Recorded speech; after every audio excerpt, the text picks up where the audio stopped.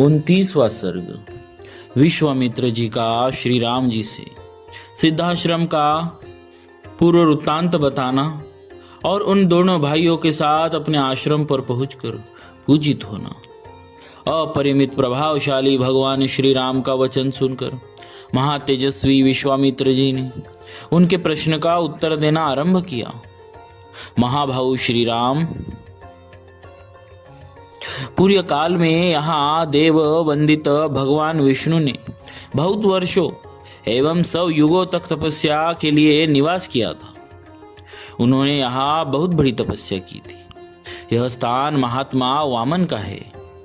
वामन अवतार धारण करने को उद्यत हुए श्री विष्णु का अवतार ग्रहण से पूर्व आश्रम था।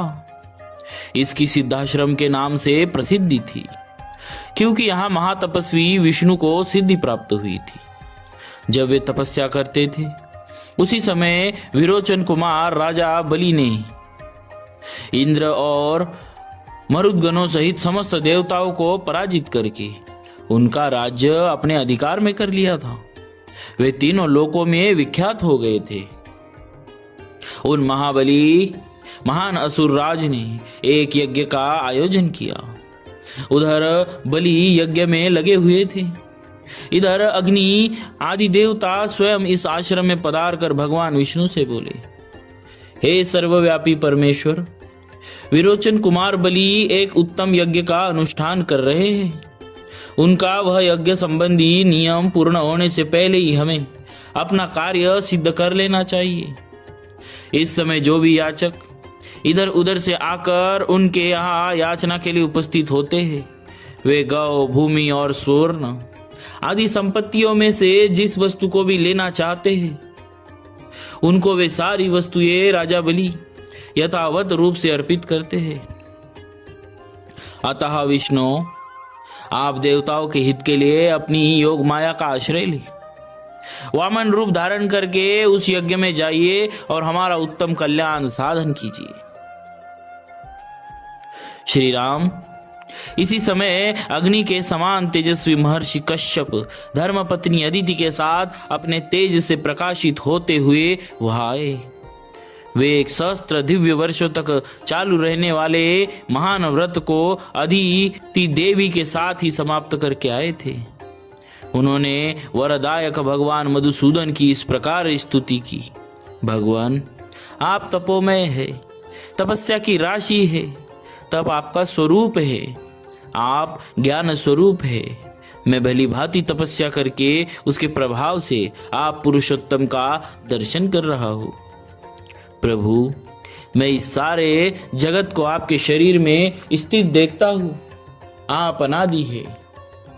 देश काल वस्तु की सीमा से परे होने के कारण आपका इदमथ्यन रूप से निर्देश नहीं किया जा सकता। मैं आपकी शरण में आया हूँ। कश्यप जी के सारे पाप धुल गए थे। भगवान श्रीहरि ने अत्यंत प्रसन्न होकर उनसे कहा, महर्षि, तुम्हारा कल्याण हो। तुम अपनी इच्छा के अनुसार कोई वर मांगो, क्योंकि तुम मेरे विचार से वर पाने के योग्य हो। भगवान का यह वचन सुनकर मरीचि नंदन कश्यप ने कहा, उत्तम व्रत का पालन करने वाले वरदायक परमेश्वर, संपूर्ण देवताओं की, अदिति की तथा मेरी भी आपसे एक ही बात के लिए बारंबार याचना है। आप अत्यंत प्रसन्न होकर मुझे वह एक ही वर प्रदान करे।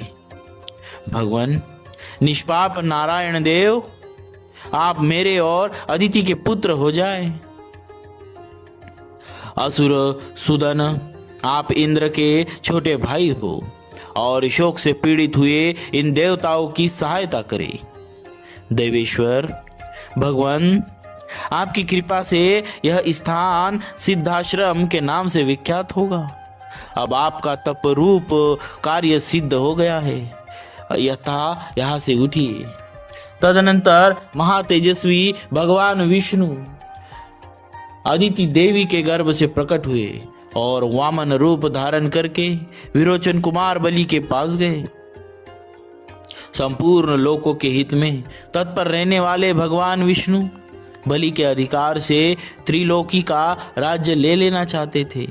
अतः उन्होंने 3 बग भूमि के लिए याचना करके उनसे भूमि दान ग्रहण किया और तीनों लोकों को आक्रांत करके उन्हें पुनः देवराज इंद्र को लौटा दिया। महातेजस्वी श्रीहरि ने अपनी शक्ति से बलि का निग्रह करके त्रैलोकी को पुनः इंद्र के अधीन कर दिया। उन्हीं भगवान ने पूर्व काल में यहाँ निवास किया था। इसीलिए यह आश्रम सब प्रकार के श्रम दुख शोक का नाश करने वाला है। उन्हीं भगवान वामन में भक्ति होने के कारण मैं भी इस स्थान को अपने उपयोग में लाता हूँ। इसी आश्रम पर मेरे यज्ञ में विघ्न डालने वाले राक्षस आते हैं। पुरुष सिंह, यही तुम्हें उन दुराचारियों का वध करना है।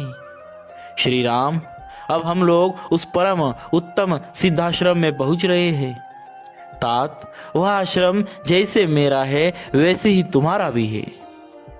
ऐसा कहकर महामुनि ने बड़े प्रेम से श्री राम और लक्ष्मण के हाथ पकड़ लिए और उन दोनों के साथ आश्रम में प्रवेश किया।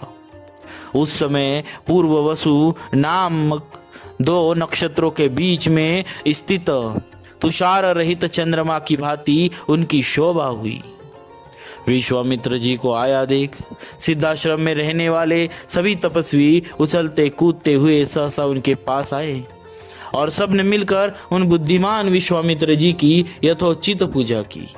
इसी प्रकार उन्होंने उन दोनों राजकुमारों का भी अतिथि सत्कार किया। 2 घड़ी तक विश्राम करने के बाद रघुकुल को आनंद देने वाले शत्रुदमन राजकुमार श्री राम और लक्ष्मण हाथ जोड़कर मुनिवर विश्वामित्र जी से बोले, मुनि श्रेष्ठ, आप आज की यज्ञ की दीक्षा ग्रहण करें, आपका कल्याण हो। यह सिद्धाश्रम वास्तव में यथा नाम तथा गुण सिद्ध हो और राक्षसों के वध के विषय में आपकी कही हुई बात सच्ची हो। उनके ऐसा कहने पर महातेजस्वी महर्षि विश्वामित्र जितेंद्रिय भाव से नियम पूर्वक यज्ञ की दीक्षा में प्रविष्ट हुए। वे दोनों राजकुमार भी सावधानी के साथ रात व्यतीत करके सवेरे उठे और स्नान आदि से शुद्ध हो प्रातःकाल की संध्या उपासना तथा नियम पूर्वक सर्वश्रेष्ठ गायत्री मंत्र का जप करने लगे। जब पूरा होने पर उन्होंने अग्निहोत्र करके बैठे हुए विश्वामित्र जी के चरणों में वंदना की। इस प्रकार श्री वाल्मीकि निर्मित आर्ष रामायण आदि काव्य के बालकांड में 29वां सर्ग पूरा हुआ।